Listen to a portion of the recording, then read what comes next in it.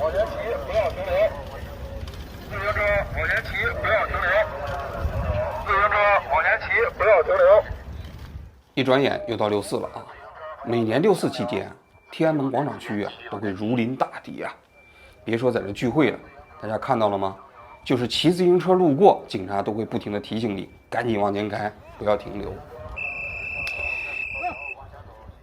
有时候想想挺可笑的啊！天安门广场刚建立的时候，号称是人民聚会的广场，那中间的建筑物叫人民英雄纪念碑。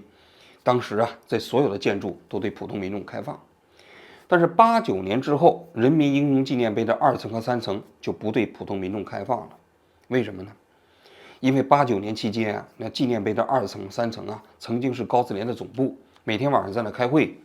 后来戒严部队在进攻天安门广场的时候啊，用那枪打那个高自联的喇叭，所以啊，纪念碑上还曾经留有戒严部队的弹孔。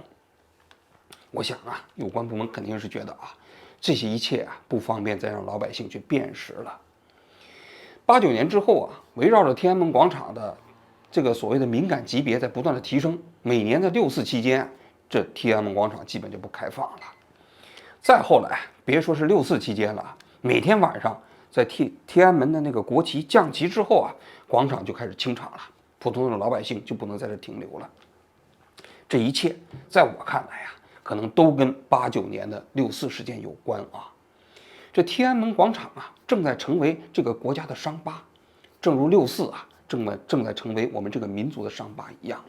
每年6·4期间，境内的这样一种如临大敌的氛围，也包括境外的一些纪念活动啊，无时无刻都在提醒着我们啊，这个伤疤没有愈合，早晚有一天我们需要面对。在境外啊，每年6·4期间活动最多的地方是香港。过去香港呢有6·4纪念馆，每年6·4期间有游行，然后呢维多利亚广场还有烛光晚会，而且啊规模还挺大。但是在2020年之后，香港实行了国安法啊，整个香港地区啊再也难以组织起来像模像样的这个纪念6·4的活动了。在今年的维多利亚广场啊，在6·4这一天，有关部门还在这里搞起了美食节，还有人在现场搭起了5星红旗，但是你唯独再也见不到那过去啊薪火相传30余年的烛光晚会了。同时啊，在台湾也有民众啊，在他们的自由广场面前搞活动，纪念6·4仪式。勿忘6·4，就责中共，就责中共，勿忘6·4。现在时分是8点9分，开始默哀。在日本，今年的活动啊，跟往年相比啊，好像规模更大了一些。他们上午啊，去这个中国驻日本大使馆门前去抗议，下午有一个聚会活动，晚上的时候啊，在新宿车站旁边啊，有一个烛光晚会。6月4号这一天，我就专程去新宿南口这个地方呢，去拍摄了整个这样的一个活动。我们今天的节目啊，没有太多的内容啊，就是给大家展示一下在日本举行的这一场6·4的烛光晚会啊，现场的一些情况。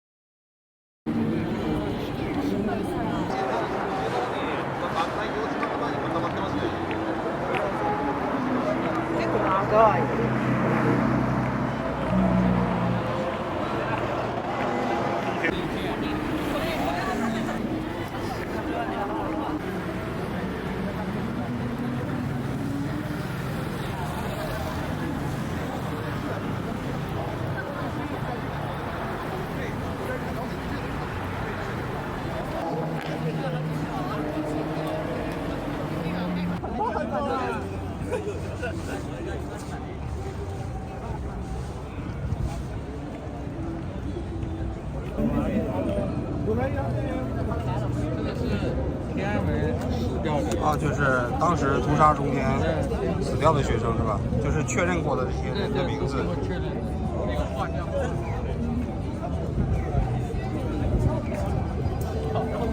正好来了。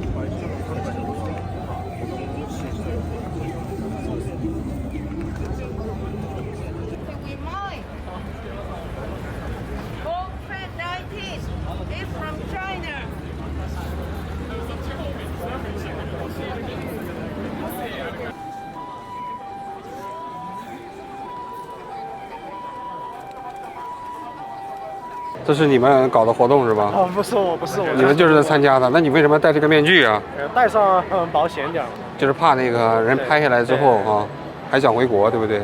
可能就是不清楚嘛，我就留一点后路，我还是不敢完全不做防护。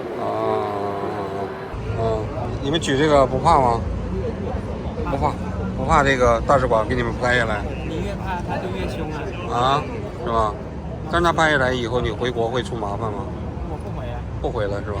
哦。不怕。你不怕？不怕。你是现在在做什么？国内还有家人。啊？国内还有家人，我怕。你是他的家人？不是，我说我墙内还有家人。墙内有家人。对，我怕他们受到威胁。你怕是吧？我怕他们受到威胁。所以你这个就是要戴着口罩是吧？这是你做的吗？是你做的。哦。我说你怕的话，为什么还要参加这活动？我想跟朋友了解一下。但是你参加这个毕竟有风险，虽然说你戴着口罩，但其实现在这大数据其实威力挺大的，那拍下来的话也有可能被发现。那如果不说出来，我让更多人知道，那更多人就更害怕的人就更多。对不对？为什么现在活动越来越少？这个我想你也知道啊，你国内出来的人，对，现在都怕，就是说会反馈到中国以后，对不对？对，或者有家属的话，年轻人有家属的，对不对？就是怕影响。所以我们这代人越来越少了。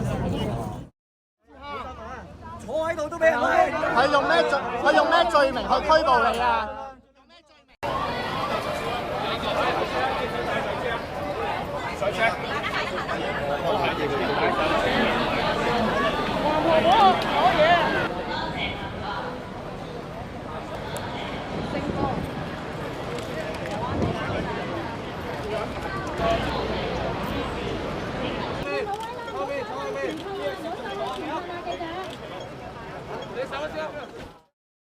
推特上跟他联系了一下，就是你给我发的那个是吧？啊，就那个海报是你给我发的是吧？李达啊，没有，他说是你领导的是吧？我们没有领导，我们是自由的自己在做。是吗？好。对。你现在在日本做什么呢？我是做咨询的。咨询的是吧？在这工作了是吧？在这工作，我这8年了已经。哦，那你搞这个，你不怕这个共产党发现了，你回不去了吗？我也已经不准备回去了。哦。今年准备拿国籍了都快。哦，那行。去3次，第一次是是吗？我是救那个朝鲜餐厅的一个朝鲜服务员，就是那北朝鲜的餐厅那个是吧？在上海的。然后第2次是因为铁链女，我在丰县被抓的。哦，那是很近的，就是去年的事情吗？对，就是去年事情。我刚放出来没多久，我就来日本了。哦，你当时去那徐州去了是吧？丰县是吧？对。结果被那个警察给抓起来了。对。啊，到那儿你进那村子了吗？没有吧？村子真进不去，进不去嘛，在县城活动都很困难。然后可能我就因为这个事儿进去，然后放出来之后我就来日本了。当时把你抓起来抓了多长时间？当时是快两会了嘛，然后本来假如说不是两会期间关不了多久，但是因为是两会，因为是快两会了，就把我关到两会结束之后第7天。两会闭幕之后第7天，然后我放出来，然后没多久我就来日本了。你就申请了日本的签证是吧？对，留学签证。现在。我在中国89年7月份到的日本。哦，是吧？哦，那你当时是读大学还是读高中啊？我是大学。读大学。哦，那也算是参与过那场运动是吧？对，那个时候的话，全中国的所有的学生几乎都要参与了嘛。那您现在是专职做这个，还是说有别的工作，然后这个是业余的？我们在日本的话，可能有这种专职的工作，是吧？跟那个欧美的这些个流亡人士还不一样，不太一样哈。对，因为他们有当地的政府的支持，那么他们自身来讲的话，也不会有那些个后顾之忧。那我们在日本的话，你去工作的话，你没有办法生存嘛。而且日本的话，对这个流亡者的这种保护的这种层次来讲的话，非常非常的低。跟欧美还是没法比，没有办法比。像他申请了19年才被认定，难民是吧？政治难民啊，被认定。是吗？19年，这最长的一个，我是无法想象的事情。作为西方发达国家来讲的话，日本只有日本是这样的。你是特定活动还是报名了？难民。哦，这是不容易了。对，他是被正式的。我们是当初是特定活动，对，有什么区别吗？就是说他不认定你为正式的这个所谓的政治难民，然后呢，他给你一个怎么讲？短期的，像说白了就像准难民的，就特定活动嘛，对不对？特定活动，但是这个特定活动呢，这个范围很广，你什么在这里面要是留在日本想要上日本的医院去治病啊或什么，也可以弄那个特定活动。很多它这个包罗万象，但是呢，只有这个特定活动是准难民的那种资格。因为去申请办理这个签证的更新的时候啊，都是在永住部门、定住和永住部门。但是就6个月更新一次。对，6个月后来变成1年了。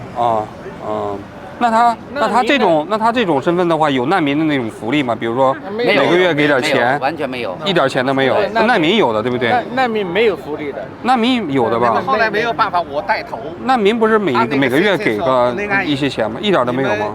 申请中，第一次申请中，给你7、8万日币。这个时候简单的大概还很小，住房费、吃饭。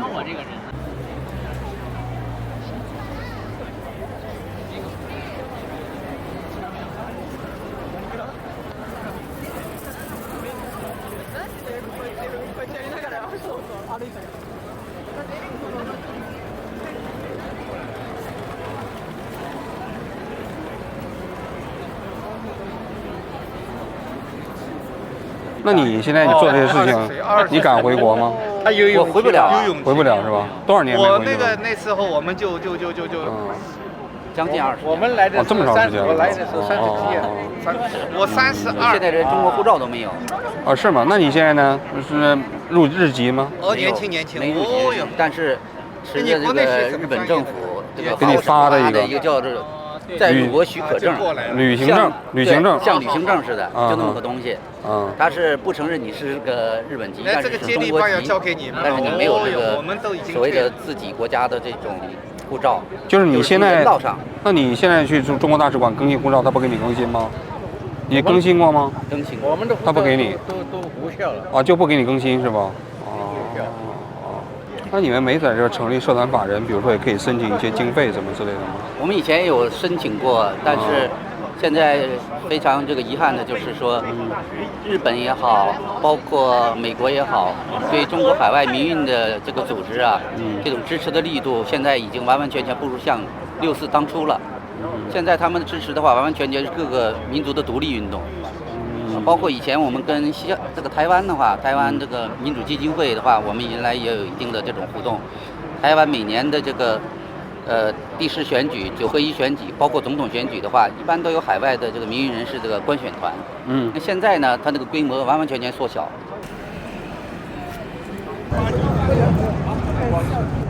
今天来参与纪念的，然后想要捧着蜡烛来这里纪念的话，请去那边取你们的蜡烛啊，谢谢。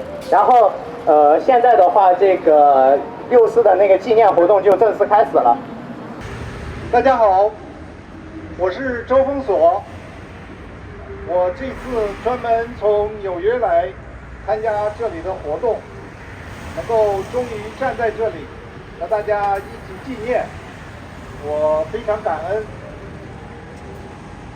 因为这是离中国北京非常近的地方，这也是现在新移民很多的一个地方。34年前，我是北京清华大学的学生，有幸参加了那一场波澜壮阔的全民民主运动。那时候的中国人非常自信，非常有表达力。各种各样的声音从天上地下发出来，因为自由好像触手可及，而自由给人们希望。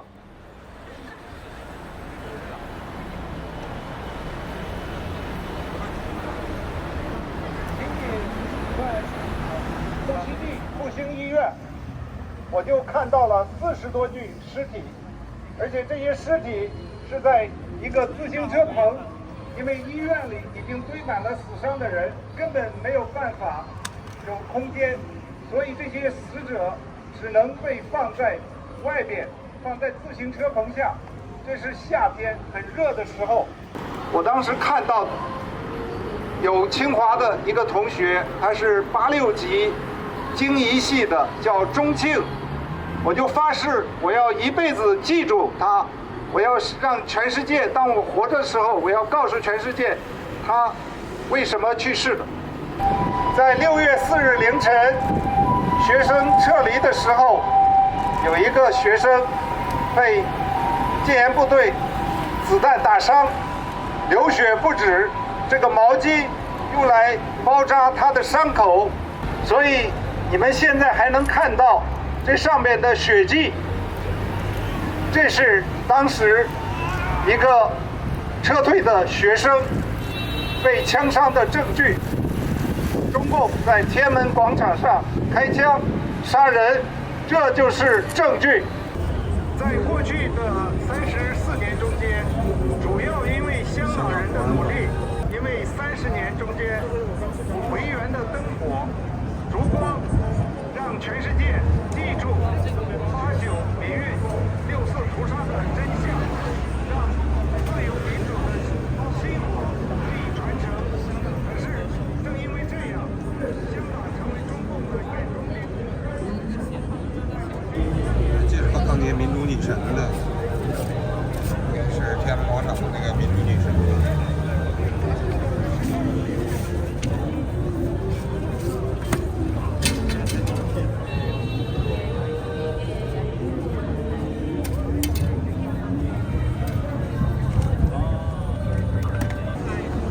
这是关于新疆的，可能是被关押的一些人。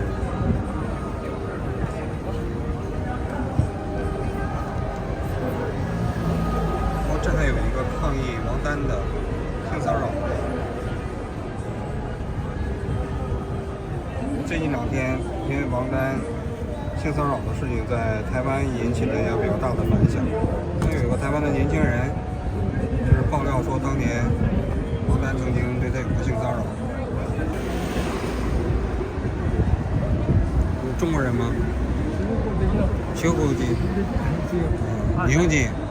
那就按照政府的这个您有什么问题要问？就是他为什么要举这个牌子在这儿？今のこういう理由は何ですか？橋がなくなった。多分中国政府が。因为就是这个四通桥最近是那个路牌被拿掉，中国政府为了要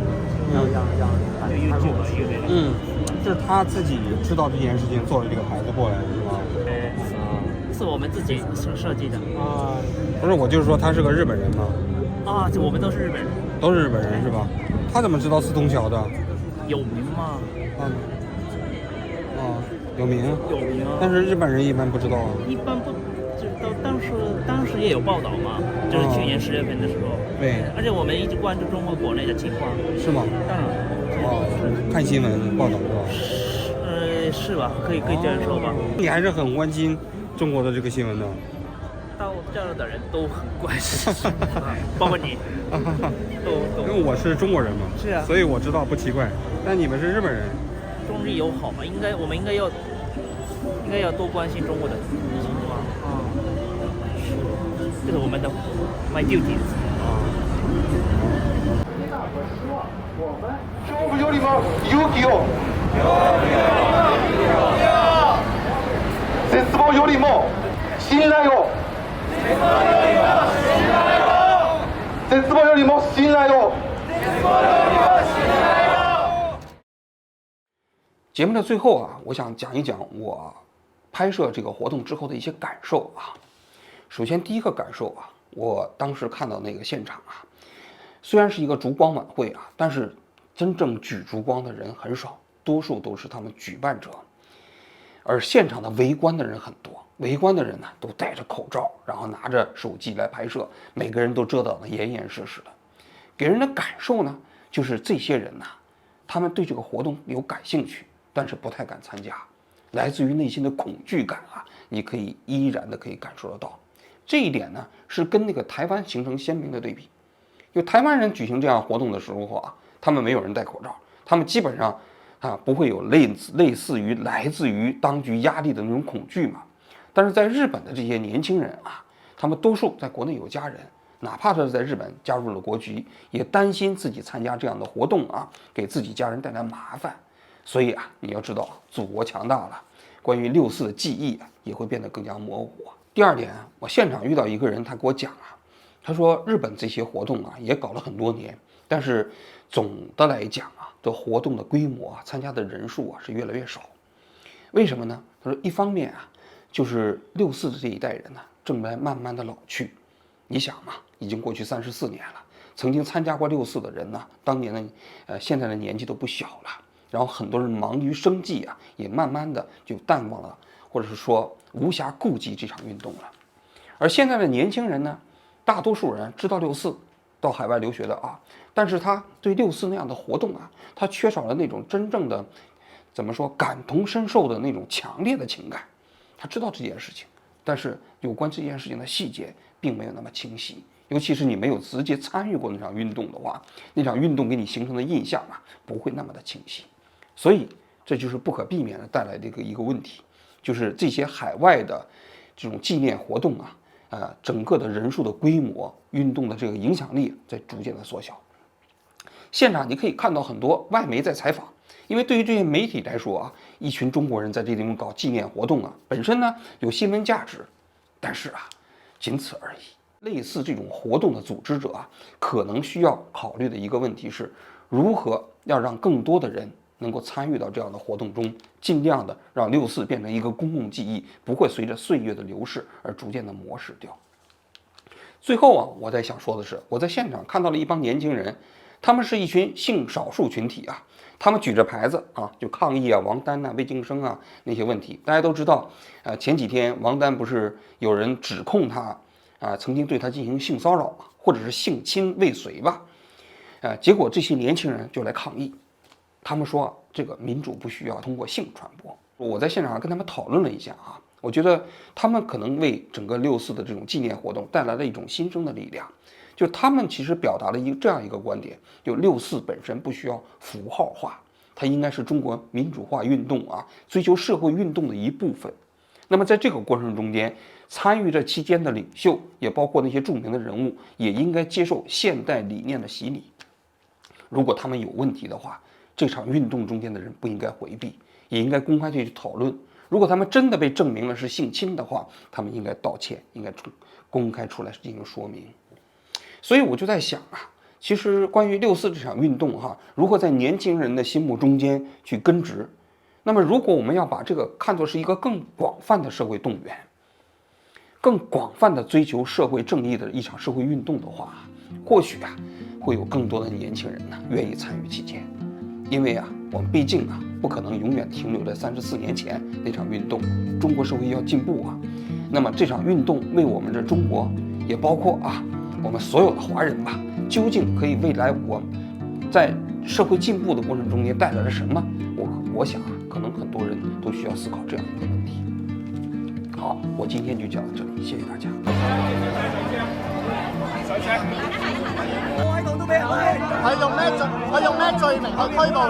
所以你们现在还能看到这上面的血迹。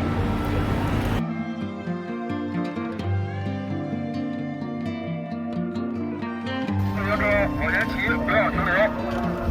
自行车往前骑，不要停留。天猫精灵，主人，你说6月4日发生过什么事？主人，我们聊点别的吧。